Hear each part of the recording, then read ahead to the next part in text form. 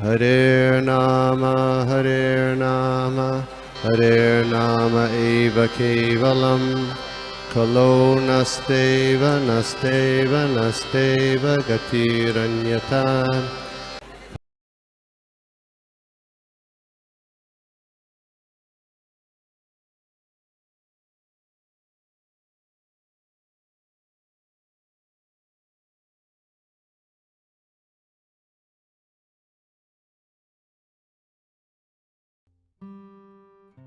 स्वागत आहे आपल्या आजच्या या मराठी भगवद्गीता सत्रामध्ये.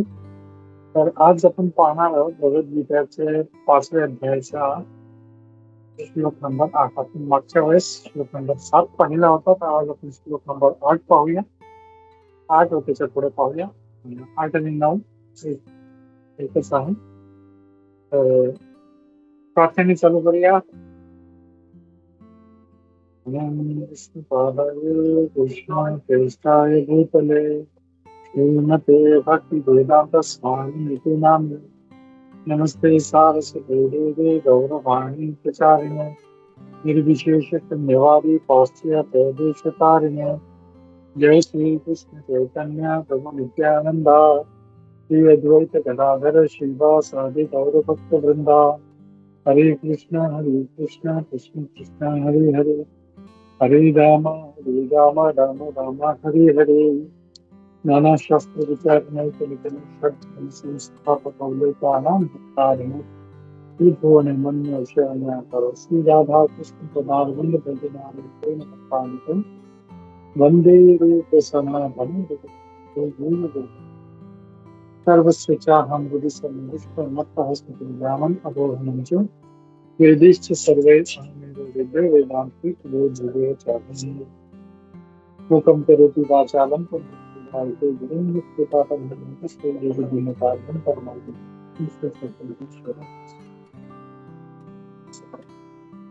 ओके. हरे कृष्णा. तर आपण पाहत आहोत भगवद्गीतेच्या पाचवा अध्यायाचा श्लोक नंबर 8 मी शेअर करतो. ते मागच्या वेळेस आपण पाहिलं होतं. सगळ्या जो एक शुद्ध भक्त आहे त्याच्याबद्दल सांगत होतो की तुझे काही लक्षणं आहेत त्याच्याबद्दल सांगत होते की तो कसा योगयुक्त आहे, तो शुद्ध आहे, त्याची आत्मा आहे आणि जितेंद्रिय आहे. आणि त्याच्यामुळे असं असल्यामुळे त्यांनी कितीही कर्म केली तरी तो त्या कर्मामध्ये कधी बद्ध होत नाही, तो आपण पाहिलं. तर आजचं जे श्लोक आहे श्लोक नंबर 8 आणि 9 ते पुढे कंटिन्यू करत आहे भगवान महापुरुष.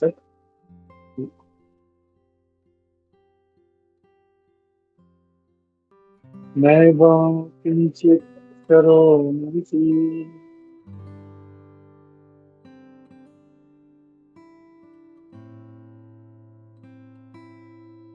रिपीट करायचं ते करू शकता.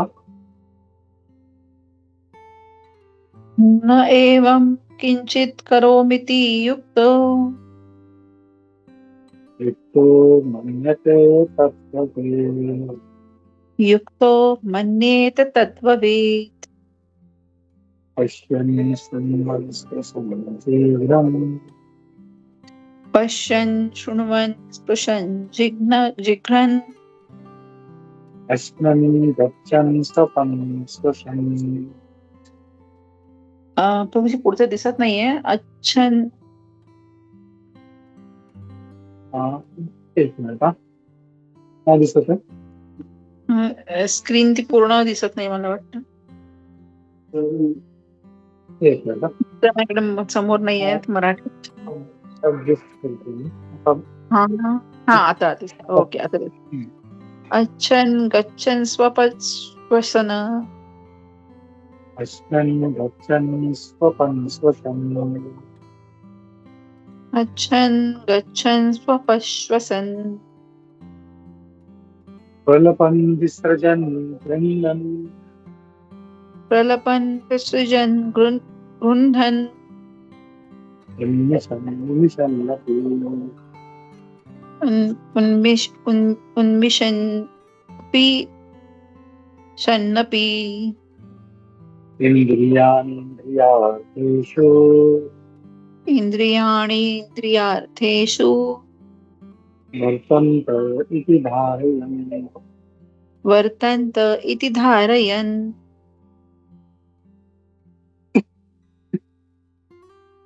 तर आपण श्लोक पाहूया इथे पुढे काय म्हणत आहे तेव्हा त्याचा अनुवाद आणि तात्पर्य श्लोकोपाद्वारे श्लोकोपात. दिव्य भावनायुक्त मनुष्य जरी पाहत असला, ऐकत असला, स्पर्श करीत असला, वास घेत असला, खात असला, हालचाल करीत असला, झोपत असला, निष्कर्षण करीत असला, तरी त्याला आपल्या काही नेहमी माहीत असते की वस्तुतः आपण काहीच करत नाही.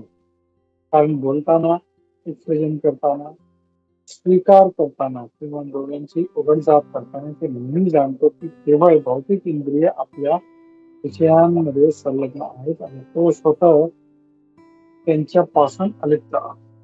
ते आपण मागच्या श्लोकामध्ये पाहिलं होतं की जरी एक भगवंताचा भक्त जरी कार्य करत असेल तरी त्या लिप्त होतो, सर्वमतीने लिप्त होतो. आजच्या श्लोकमध्ये ते सांगत होते की वेगवेगळे हे जे ऍक्टिव्हिटीज आहेत बाबा ते काउंट करून दाखवतात. जसं ऐकणं, श्रवण किंवा स्पर्शन, टच करणं, जिग्रहण. तर आपण जर पाहिलं तर ही ऍक्टिव्हिटी आहे. पण पहिलं आपण ऍक्टिव्हिटी म्हणजे किती आहे? श्रवण, ऐकणं, स्पर्शन, टच करणं, जिग्रहण, श्वास घेणं, आसन, खाणे, गच्छन, जाणे, स्वप्न, ड्रीमिंग, स्वप्न पाहणे, श्वसन, श्वासोश्वास घेणे, प्रलपन, वार्तालाप करणे, विसर्जन, त्यागणे, घनन,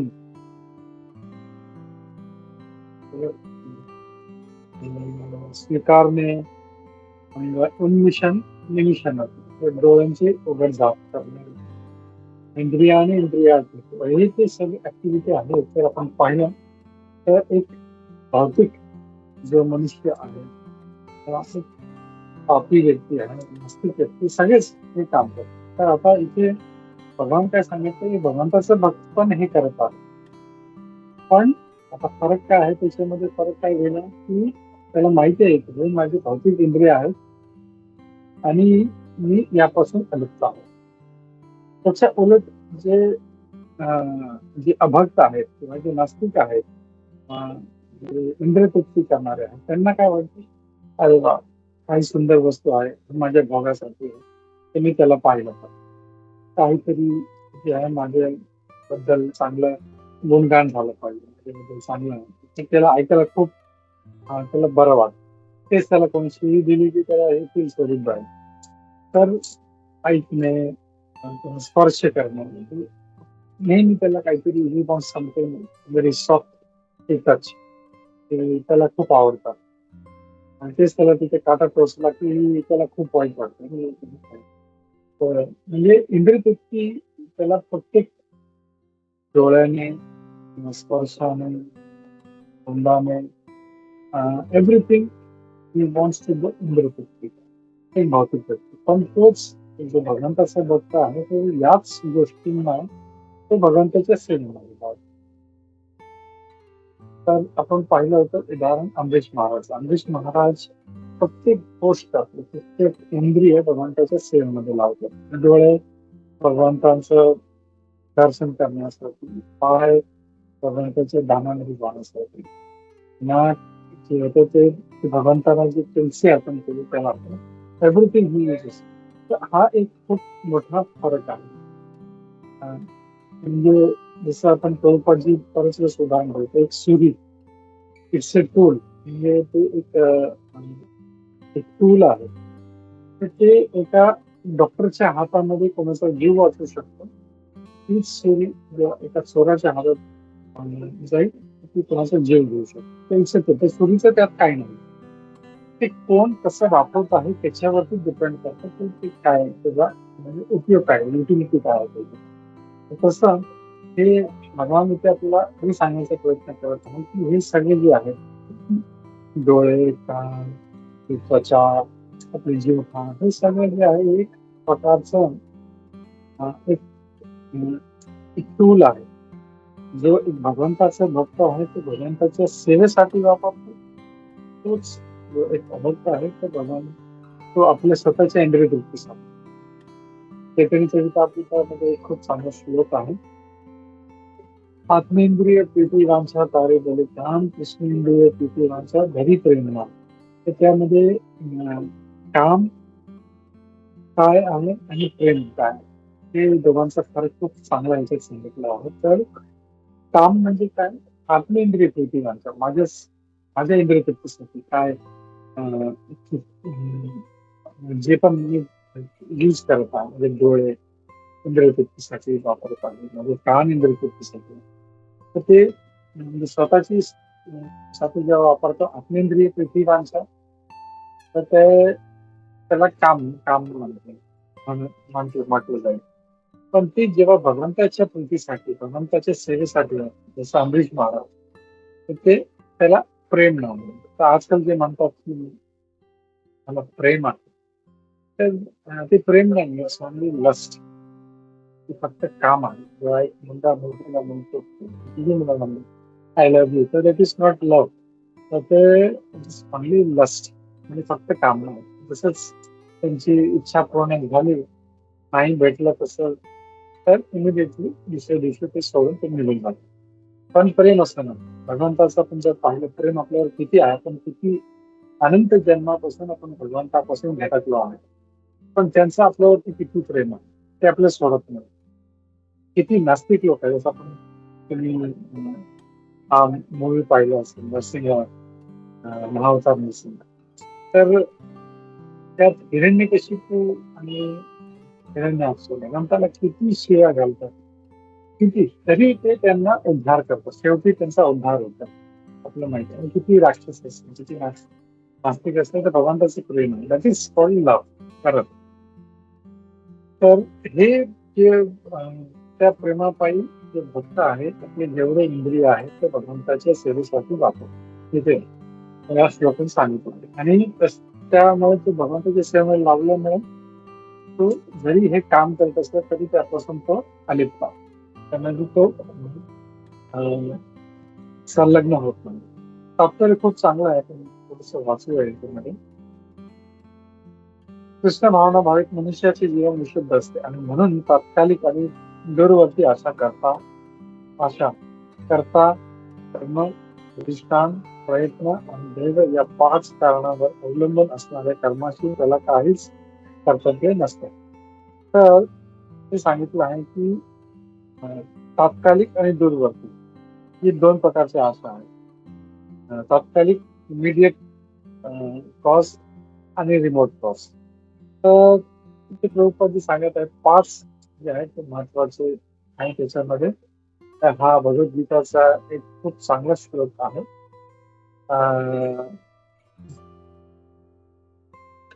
कर्ता कारणम अधिष्ठानम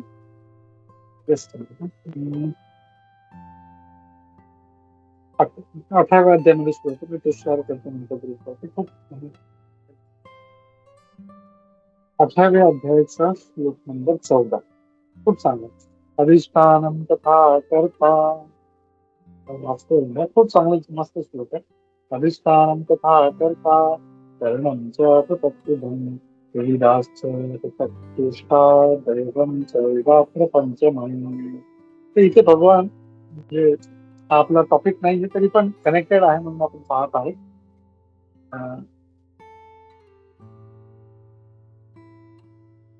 तर इथे भगवान काय सांगत आहे अधिष्ठान म्हणजे आपले जे शरीर आहे हे आपण कार्य करतो ते अधिष्ठान आहे. मन करता जो करणारा व्यक्ती आहे जो जीवात्मा. मन आपले जे इंद्रिय आहेत करणं मन वेगवेगळ्या प्रकारचे त्याचे प्रयास आणि शेवटी दैवम चैवत्र पंचम. तर हे 5 जे आहेत मुख्य कारण आहेत. तर इथे 8व्या अध्यायाचा हा 14वा श्लोक आहे. अधिष्ठान कर्ता करणम, विविध पृथक चेष्टा, चेष्टा आणि दैव हे 5 जे आहे ते मुख्य कारण आहे. तर आता इथे प्रभुपाद जी काय सांगत आहेत, गो बॅक टू आवर, याच्यामध्ये खूप चांगली लाईन आहे, तर ते पण वाचलं. त्याचं श्लोक number 14. Go back to Marathi Christian. श्लोक नंबर 14. ते रिलेटेड आहे टॉपिक, त्याला पण कनेक्ट करूया. तर इथे प्रभुपादजी काय म्हणतात, अधिष्ठान म्हणजे शरीरात निवास करणारा आत्मा कार्य करतो, जेणेकरून कर्माचे फळ प्राप्त करता येते, म्हणून त्याला कर्ता असे म्हणतात. तर मनुष्य जो आहे किंवा जो जीवात्मा आहे, मनुष्यच ना, एनीबडी आणि लिव्हिंग पतंग कोणी असू, पशु पक्षी, तर तो आपले शरीर जो आहे तो कार्य करतो म्हणून त्याला कर्ता म्हटलेला आहे. आत्मा हा ज्ञाता व कर्ता आहे असे श्रुतीत सांगितले आहे. यश ही द्रष्टा सृष्टा, उपनिषद मध्ये दिला आहे, प्रश्न उपनिषद मध्ये 4.9. वेदांत सूत्रामध्ये पण म्हटलेलं आहे 2.3.18. आणि शास्त्र आणि कर्ता शास्त्रार्थ 2.3.33. या श्लोकात देखील याची पुष्टी केलेली आहे. इंद्रिय ही कर्माची साधने आहेत.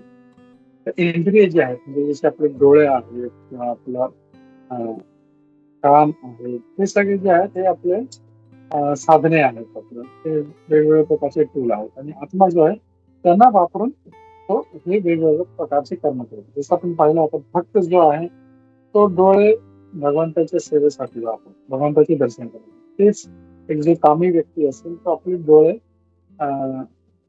जो आहे वाईट वस्तूंमध्ये वापरेल, तो स्वतःच्या इंद्रिय तृप्तीसाठी वापरेल. किंवा जिव्हा आहे, जेव्हा भगवंताचा भक्त आहे तो प्रसाद ग्रहण करण्यामध्ये लावतो, किंवा भगवंताचं नाम, जिव्हाचे 2 काम आहेत. एक प्रसाद ग्रहण करणे म्हणजे काहीतरी खाणे, आणि दुसरं साऊंड व्हायब्रेशन किंवा उच्चारण करणे. दोन्ही तो भगवंताच्या सेवेमध्ये लागेल. तोच एक अभक्त आहे तो आपल्या इंद्रिय तृप्तीसाठी, म्हणून पाहतो लोक काहीही खातात, एनिथिंग, म्हणजे मांस मच्छी, जे आमिष आहे, ज्याला म्हणजे असं म्हणतात की शिवलं पण नाही, दिसलं तरी आंघोळ केली पाहिजे, तसे लोक ते त्याचं भक्षण करतात असल्या वस्तूंचं. मांस, मदिरा, ऑल्सो हॉरिबल थिंग्स. आणि दुसरं उच्चारण करणे. उच्चारण मध्ये पण भगवंताच्या नावाचे ऐवजी तो दुसरं काहीतरी, म्हणजे आपलं स्वतःचे गुणगान किंवा प्रजल्प करणे किंवा दुसऱ्यांची निंदा करणे, चुगली किंवा खोटं, हे सगळे काम करून तो आपलं त्याचा वापर करत आहे. तर हे 2 इथे साधने कशी वापरायची सांगतात. प्रत्येक कर्माकरिता वेगळा प्रयत्न असतो, परंतु आपली सर्व कर्म परमात्म्याच्या इच्छेवर अवलंबून असतात. जो प्रत्येकाच्या हृदयात एक मित्राच्या रूपात स्थित असतो, तो परमात्मा जो आहे आपल्या प्रत्येकाच्या हृदयामध्ये आहे, आणि त्याला सर्व माहिती. परमात्मा सर्व कारणांचे कारण आहे, आणि तो परमात्मा नाही, भगवान कृष्ण आहे, ते सर्व कारणांचं कारण आहे. अशा परिस्थितीमध्ये जो हृदयस्थ परमात्म्याच्या निर्देशनाखाली कृष्ण भावना भावित कर्म करीत असतो, तो स्वाभाविकपणे कर्मबंधनात कुठे गेला सापडत नाही. तो कधी सापडत नाही, कारण तो प्रत्येक गोष्ट भगवंताच्या तृप्तीसाठी करत आहे, म्हणून तो कधी कर्मबंधनात पडत नाही. जो पूर्ण कृष्ण भावनामय आहे ते अत्यंत त्यांच्या कर्माकरिता जबाबदार करत नाही. सर्व काही परम इच्छा परमात्मा भगवंतावर अवलंबून असते. सर्व काही म्हणजे इच्छा हे सगळं जे आहे ते भगवंतावर अवलंबून असते. हे इथे या श्लोकामध्ये आपल्याला भगवान ते सांगत आहे. श्लोक नंबर 8 आणि 9. ह्याच्यामध्ये भगवान त्याच्याबद्दल सांगत होते. पुढे कारण तो श्रीकृष्णाच्या देवप्रेममयी सेवेमध्ये युक्त असतो.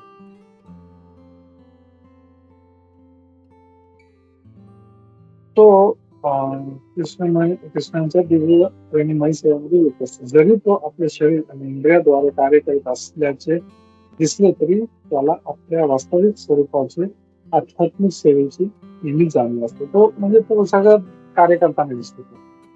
हे सर्व काही कार्य करत आहे. नॉर्मल जसं एक जो अभक्त आहे किंवा नास्तिक आहे, तो पण जेवत आहे, भक्त पण जेवत आहे. एक जो एक अभक्त आहे, तो पण कर्म करतो, आपल्या परिवाराचे पालन पोषण करतो, सर्व काही म्हणजे भक्त पण करत आहे. तर असं बाह्यरूप हे असं वाटतं की अरे दोघं सेमच आहे, पण तसं नाही. कारण अं,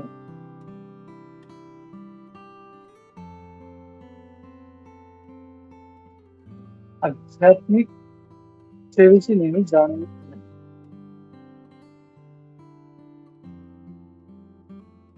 हां.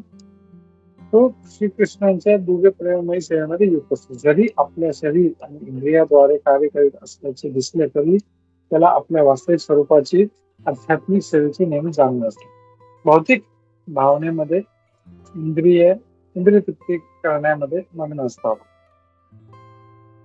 परंतु कृष्ण भावनेमध्ये इंद्रिय श्रीकृष्णांची इंद्रिय संतुष्ट करण्यामध्ये मग्न असते. तर आता भौतिक जे भावनावाले आहेत त्यांच्याबद्दल सांगितलं आहे आणि जे कृष्ण भावना आहेत त्यांच्याबद्दल सांगितलं. भौतिक भावनेमध्ये आहे ते आपल्या इंद्रिय तृप्तीमध्ये लागलं असतं. जसं पाहिजे तसं वागतात, जसं पाहिजे तसं आपल्या इंद्रियाचा वापर करतात. पण जे कृष्ण भावनाभावित व्यक्ती आहे ते फक्त भगवंताच्या संतुष्ट इंद्रिय तृप्तीसाठी तो काम करत आहे. म्हणून श्रीकृष्ण भावनाभावित मनुष्य जर इंद्रियजन्य भौतिक कार्य करीत असल्याचे दिसला तरी तो सदैव मुक्त झाला. आणि म्हणून कृष्ण भावनाभावित भक्त जरी नॉर्मल कार्य करताना दिसला, गृहस्थ आहे, लग्न झालेलं आहे, मुलं-बाळ आहे, जॉब करत आहे, ऑफिसला जातोय, तरी त्याचं जे आहे जे कार्य त्याच्यामुळे तो कधी तो बंधनमध्ये तो पडत नाही. तसेच मागच्या श्लोकामध्ये पाहिलं तर कधी तो कार्यामध्ये बांधला जात नाही. परंतु भगवंतासाठी कार्य करतो. जसं अर्जुनाचं उदाहरण आहे. अर्जुनाने एवढं मोठं युद्ध केलं, त्याला काही त्याचं बंधन लागलं नाही. तेच जे दुसऱ्यांनी युद्ध केले त्यांना त्याच्यासाठी पाप भोगावे लागले. आता पुढे आपण पाहूया. पाहणे आणि ऐकणे हे ज्ञानेंद्रियाचे कार्य आहे. तर चालणे, बोलणे, उत्सर्जन करणे इत्यादी कर्मेंद्रियाची कार्य आहेत. तर आपल्याला माहिती 2 प्रकारचे इंद्रिय आहेत. एक आहे नॉलेज अक्वायरिंग सेन्सेस आणि एक आहे वर्किंग सेन्सेस. तर 2 प्रकारचे. आपण बरेच वेळेस चर्चा झालेली आहे. 10 इंद्रिय आहेत. 5 जे ज्ञान घेतात. त्यांनी सांगू शकता काय आहे की 5 knowledge acquiring senses? Anybody? डोळे, नाक, त्वचा, डोळे, नाक, त्वचा, जिव्हा, जिव्हा, कान. डोळे, कान, नाक, जिव्हा आणि त्वचा. तर ते नॉलेज एक्वायरिंग करतात. वर्किंग सेन्सेस जे आहे ते काय आहे?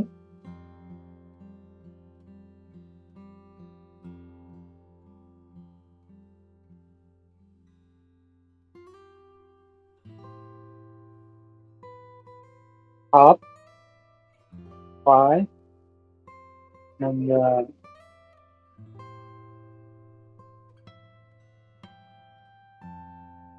एनस, जननेंद्रिय म्हणजे उत्सर्जन हे आहे. इव्हॅक्युएटिंग सेन्सेस ते आणि अजून एक आहे मी विसरत आहे. मी तो पण शेअर करतो. आय थिंक मध्ये हात, पाय, एनस, हस्त, पाद, गुदा एवढं 3च येतं, पुढचं नाही आठवत.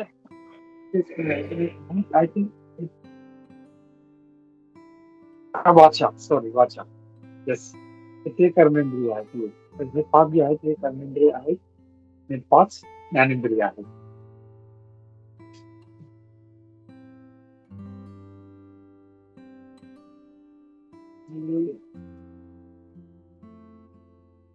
हा तर हे 5 ज्ञानेंद्रिय आहेत.